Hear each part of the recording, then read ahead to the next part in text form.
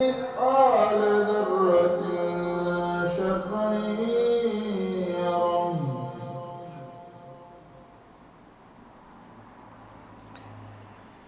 Alhamdulillahi Rabbil Alameen Wassalatu wassalamu ala Rasulillah amma ba'd Fa'auzu billahi minash shaitanir rajim Bismillahir Rahmanir Rahim Rabbi shrah li sadri wa yassir li amri wahlul 'uqdatam min lisani yafqahu qawli Fazkuruni azkurkum washkuruli wa la takfurun Sadaqallahul Azim.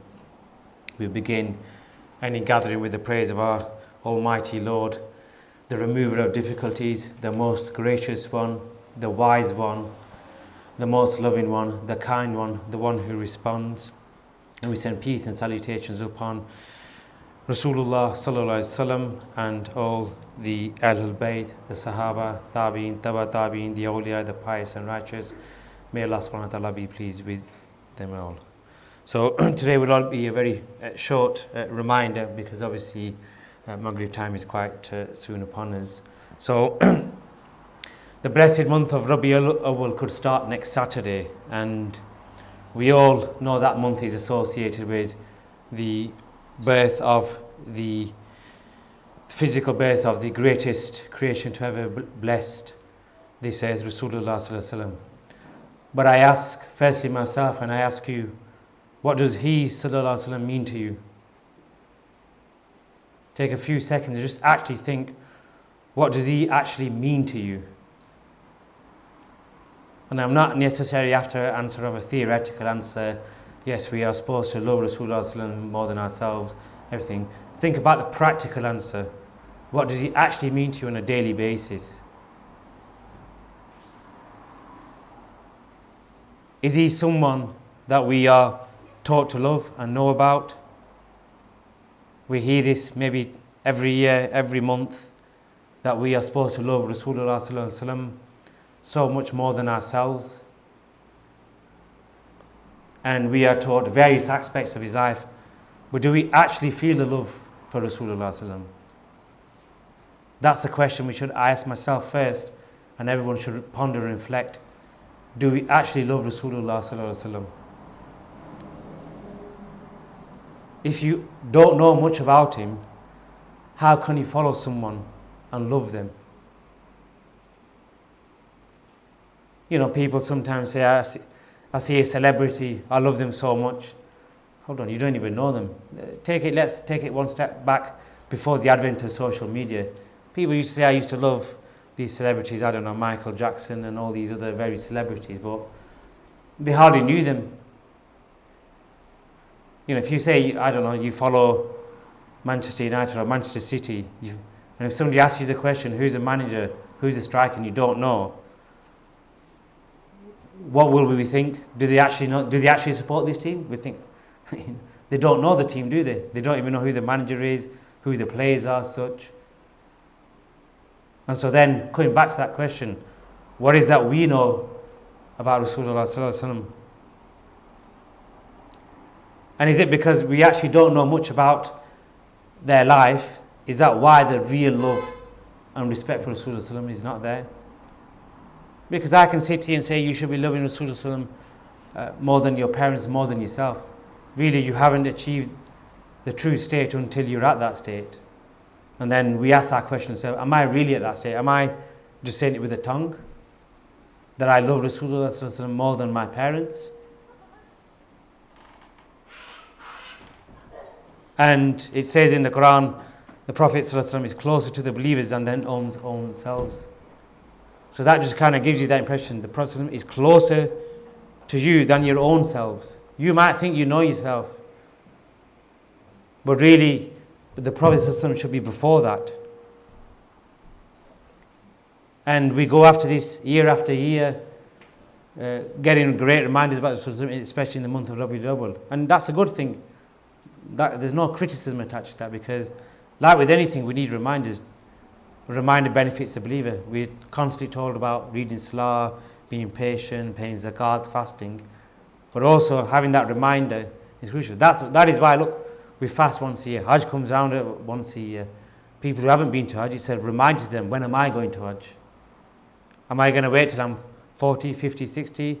Have I got too many financial commitments? I'll wait till my children are older. But really, the reminder of Hajj physically once is that who says you're going to live to that age? Who says you're going to have money in 20 years' time? No, the reality is most of us, push comes to shove, we have the money to go to Hajj today. Especially those who most of us do. We prioritize things. We prioritize houses, cars, holidays, this one, children, all that over that obligation. And so coming again back to Rasulullah Sallallahu Alaihi Wasallam, the month of Rabiul Awwal is a good time to remind ourselves of what place Rasulullah Sallallahu Alaihi Wasallam should be in our lives. We know he's the best of creation. We know he's the role model. We are told we should look up to him and follow him. But how do we do it? We might think it's easy growing a beard, maybe. I didn't many for years have a sunnah beard, so I'm not going to criticize anyone who doesn't. But I say the majority of my life so far, I did not have a sunnah beard. So I'm not one to criticize anyone. I might have one now, but I spent many years not having a beard. And I can probably look back now, why I didn't? I had no connection to Rasulullah. That's the reality of it. I thought, maybe now even the last 5-10 years a beard of some sort has come a fashion, but prior to that, nobody kept a beard. People looked at it in a very negative sense. You can't be bothered to shave, or look at him, he looks like a beggar or something. That's really what we used to think. Is that true, Jamil? You probably see it. Who had beards? Nobody did they? And so really, forget even why people, let's say if the whole world had beards, but if our connection is not with Rasulullah, why are we going to keep a sunnah beard? Now that doesn't mean brothers don't need to have a beard overnight. It's just one step of many. The simple thing is eating with the right hand. That is a sunnah. Generally, we all got brought up on that, didn't we? But even saying Bismillah before we eat, reciting the du'as, those are not any more or less than having a sunnah beard as such. So even if you're not at that stage of having a beard, and I can tell you I was past 30 when I kept one, so Nabil, you still got many years to go yet, then realistically look at all the other sunnahs that we could do. Simple du'as. Doesn't matter if you're 20 or 50, you can recite them du'as. Comes back down to laziness. We don't remember them, do we? I have to ask myself, do I remember every single time when I eat food that I recite Bismillah? I have to be honest, I don't. I should do, but I don't. And we have to be realistic with ourselves. Do we recite the dua after we finish the food? When we go to the toilet? Simple things. When we enter the masjid? When we enter the house? These are all small steps to get into that love for Rasulullah. Without this, you're not going to have it. You can fool yourself. I will love Rasulullah, but I'm not going to really practice any sunnahs. You're fooling yourself. Only by really saying, I'm going to take the effort to learn and recite these du'as and then practice upon them, that we start to build towards that road, where inshallah one day we might think, I do actually love Rasulullah more than my parents. I actually feel that love for such a being who used to cry night after night for people he hadn't even seen. Rasulullah did that. They cried for us. They said we were going to be the real brothers, the ones who would come after them. And yet what do? We're negligent. We can't remember the simple things of reciting each dua after eating or drinking, sleeping, masjid, going. Every aspect of our life is covered by the sunnah. So then we come back to this question, what is Rabiul Awwal going to be to us now? It's going to start in a week. And I thought maybe I'll do, if I get the opportunity to do it, I'll do it in the month of Rabiul Awwal. But really, it comes back to that point when I think about Ramadan. If we don't prepare beforehand, then the first 7-10 days usually we're finding our feet of changing the routine and what delights we're eating, and by the time we start to actually think about it, we know the last 10 openers. Then it's sometimes a mad rush, mad scramble to gain the benefit of the last 10, and we realise there's too many work commitments, we've not planned properly, and it's gone again. So really, I'm asking you, really, even one sunnah are we going to start between now and next Saturday in preparation for the Rabiul Awwal month? That I want to recognise the greatness of Rasulullah in my own life, in the life of this ummah, and really being the most blessed to Allah subhanahu wa ta'ala by just simply adopting one small sunnah, one small dua. I mean, most of these duas are not long duas as well. So most of these duas are not 3, 4, 5, 6 lines. They're less than a line, a few words. And if I learn it, how am I going to practice upon it? How am I actually going to take that time out just before I eat? Because that's the main thing. We all being ghafla, we don't actually remember. It's having that, getting rid of that forgetfulness. Those of you on the course may realize that it's a common problem that we are supposed to remember ticking our sheets, ticking this, ticking that, but maybe not deliberately, but through other matters, we just forget about it. We prioritize other things. So really, start preparing yourself now for the month of Rabiul Awwal. And what I don't mean is, for the first 10 days, you will see, or in the whole month, there will be many gatherings in various massages and other venues. And so there won't be a shortage of attending majalises in the month of Rabiul Awwal. But you can attend a majlis every day in Rabiul Awwal. But if you're not going to act upon it, then frankly, you'll have gained some little benefit. But just picking up even the seerahs as well.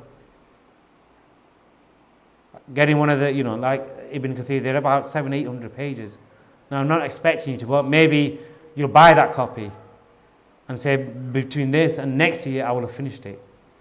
And just because you read it once doesn't mean we know everything about Rasulullah. Even I've read it a couple of times and I remember vague bits. So if somebody relates a story, I think, I remember something of it, but I don't know the intricate details. And that is why I'm saying that until we get to know Rasulullah, you're not going to have that love. Until we start acting upon the sunnah, we're not going to have that love. And if you're not going to act upon it and find out about Rasulullah, I'm afraid you're not going to reach that station of that I will love Rasulullah more than myself, more than my parents. There's just no way you're going to be able to do that. So be realistic with you, be frank with yourself.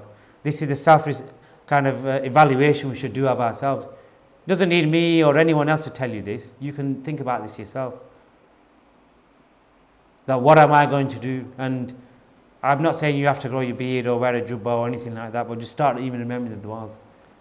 And when you get to that natural state, you'll naturally grow the beard. That's what happened to myself. Even I thought first, maybe it doesn't suit me, maybe I'll just keep a slightly designer one, grade 2, whatever it is. It suits other people. But that's, the trick of the shaitan. He puts us in these kind of mindsets, or these thoughts come into it, the whispers come, and we try to think, oh yeah, maybe he's right, maybe I won't get a job. Maybe how will my family even when you start going to bed, your family will be the first one to say, what are you doing generally? Keep it short. It happens in every situation, more or less. I know that when you become more practicing, the first test comes from your own family, from your own siblings or your partners or your parents. You okay, son? Do you not need to take a trip to the barbers? Here's 20 quid, go and get it trimmed or something. That's what they'll do. And that's where the test comes. It doesn't come from somebody walking the street going to say, why are you wearing, why suddenly have you got a beard? Yes, our friends may take some fun out of it, but know that the test of shaitan comes in many forms. So really it's just a reminder for myself first that what am I going to do to prepare for this blessed month? Am I going to learn more about Rasulullah? Am I going to try to adopt even one sunnah? Better than nothing. I'm not saying limit yourself to one. Because even if you pick one for eating, one for dressing, one for even walking, one entering the masjid, one going, you've done 4 or 5 in 1 year. And maybe just try to adopt them and fix them in your life and make sure that they are regular before we move on to any others. So if I've said anything wrong or not in accordance with Islam, I seek forgiveness from my errors. All goodness comes from Allah subhanahu wa ta'ala. Subhanakallah wa bihamdik. Ashhadu an la ilaha illa anta astaghfiruka wa atubu ilayk.